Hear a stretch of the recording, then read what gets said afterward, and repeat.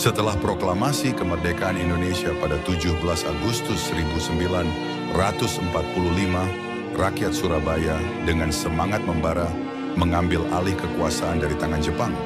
Bendera merah putih berkibar di seluruh penjuru kota dan semangat kemerdekaan menggelora di dada setiap penduduk. Namun, kebahagiaan itu tidak berlangsung lama.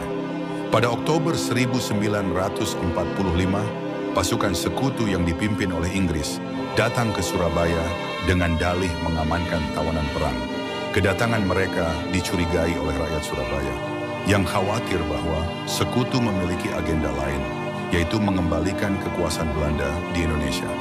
Kecurigaan itu terbukti ketika terjadi insiden di Hotel Yamato pada 19 September 1945. Sekelompok orang Belanda yang didukung oleh sekutu mengibarkan bendera Belanda di puncak hotel yang memicu kemarahan rakyat Surabaya.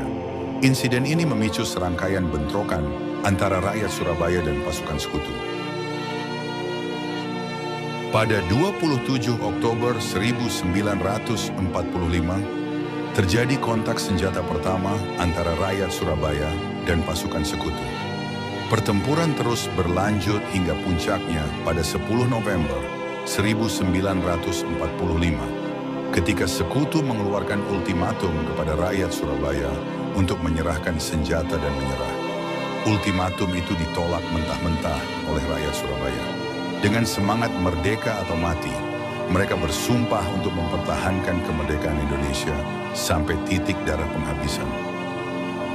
Pada 10 November 1945, pasukan sekutu melancarkan serangan besar-besaran ke Surabaya. Mereka mengerahkan pesawat tempur, tank, dan artileri untuk menggempur kota. Namun rakyat Surabaya tidak gentar. Mereka melawan dengan gigih menggunakan senjata seadanya seperti bambu runcing, granat, dan senjata api hasil rampasan dari Jepang.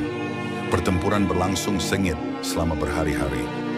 Rakyat Surabaya menunjukkan keberanian dan kegigihan yang luar biasa. Mereka berjuang dari rumah ke rumah, dari gang ke gang, dan dari jalan ke jalan. Dalam situasi genting itu, muncul sosok Bung Tomo, seorang orator ulung yang membakar semangat perjuangan rakyat Surabaya melalui siaran radio. Dengan suara lantang, ia menyerukan kepada seluruh rakyat Indonesia untuk bersatu dan melawan penjajah. Merdeka atau mati, Allahu Akbar. Allahu Akbar, Allahu Akbar, seru Bung Tomo dalam siarannya. Seruan Bung Tomo membangkitkan semangat juang rakyat Surabaya dan seluruh rakyat Indonesia. Mereka bersatu padu melawan pasukan sekutu, menunjukkan bahwa bangsa Indonesia tidak akan pernah menyerah kepada penjajah. Setelah pertempuran yang berlangsung selama 3 minggu, Surabaya akhirnya jatuh ke tangan sekutu. Namun, semangat perjuangan rakyat Surabaya tidak pernah padam. Pertempuran Surabaya telah menjadi simbol perlawanan rakyat Indonesia terhadap penjajahan. Tanggal 10 November kemudian ditetapkan sebagai Hari Pahlawan untuk mengenang jasa dan pengorbanan para pahlawan yang gugur dalam pertempuran tersebut.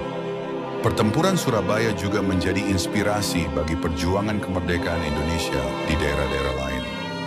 Pertempuran Surabaya adalah bukti nyata bahwa bangsa Indonesia adalah bangsa yang kuat dan tangguh. Semangat perjuangan rakyat Surabaya akan terus hidup dalam hati setiap generasi bangsa Indonesia.